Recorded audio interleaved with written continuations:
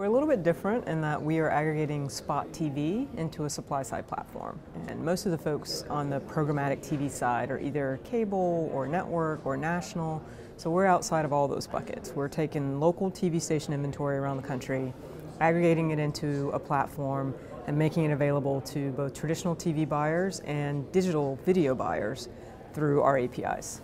Cool, and tell us about the supply. Is it Cox or is it other, or what's the scope of the supply and what kind of supply is available? So Cox owns a company called Cox Reps that's been doing the manual version of what we're doing for 40 plus years. And they aggregate, I think, 40% or so of the national spot marketplace.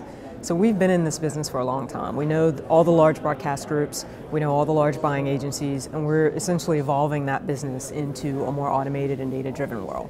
So it's not just Cox, it's Tegna, Hearst, Raycom, Cox, Graham. I mean, we're talking to everyone in the space. Our hope is that it's a true industry play for the spot marketplace.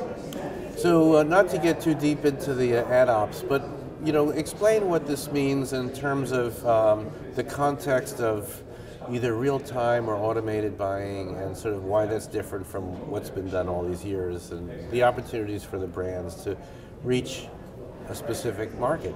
Well, TV is very different than digital in terms of the supply and demand dynamics. There's a lot less supply and a lot more demand for TV, and so we didn't think the RTB model made sense when it came to spot television in particular.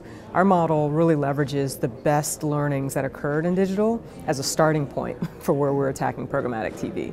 So we have a forward reserve model. We let the advertisers reserve their campaigns far in advance.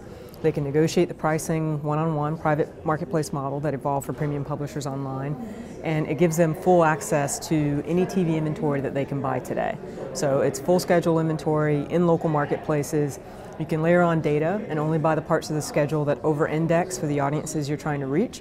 We can't offer true one-to-one targeting the way you can online or even in addressable, because broadcast goes out to the entire marketplace, but we can certainly inform that buy with more data and let you buy the parts of the schedule that over-index for your audiences. So that's really the approach that we've taken. It's automating parts of that buying process to make it easier, quicker, better in-campaign performance in terms of how it's performing, and also layering on data to let you reach the audiences you're trying to reach. So who do you work with on the buy side? Is it the agencies? Is it the demand side platforms?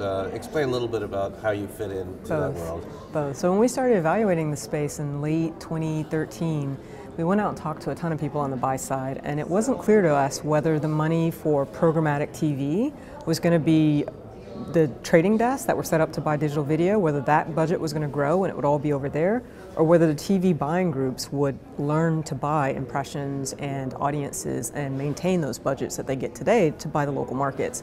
So we went after both. We plug into the traditional systems that power those TV buyers, folks like MediaOcean and Strata, and we plug into demand-side platforms like Videology, TubeMogul, Adapt TV to target the trading desks and the digital buyers. And as I mentioned earlier on a panel today, there's actually a combined group that's now starting to form inside these agencies called the Advanced TV Groups that's leveraging the best of both of those worlds.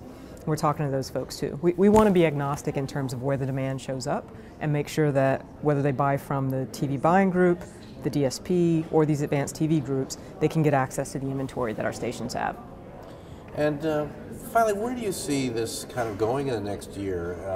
This sort of programmatic or targeted way of buying media for television. Where is it now, and where do you hope will be in about a year or so? Oh, it's still really early. I think we've come a long way in the past 12 months in terms of education and understanding, but I think the adoption is still really early. And so I think the next 12 months will be about getting up that adoption curve.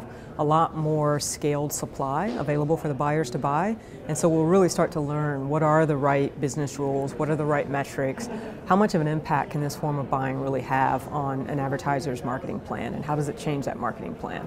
So I think there'll be a lot of learnings and a lot of additional adoption over the next 12 months, and 2017 is when I think you'll really start to see money shift into this channel in a big way.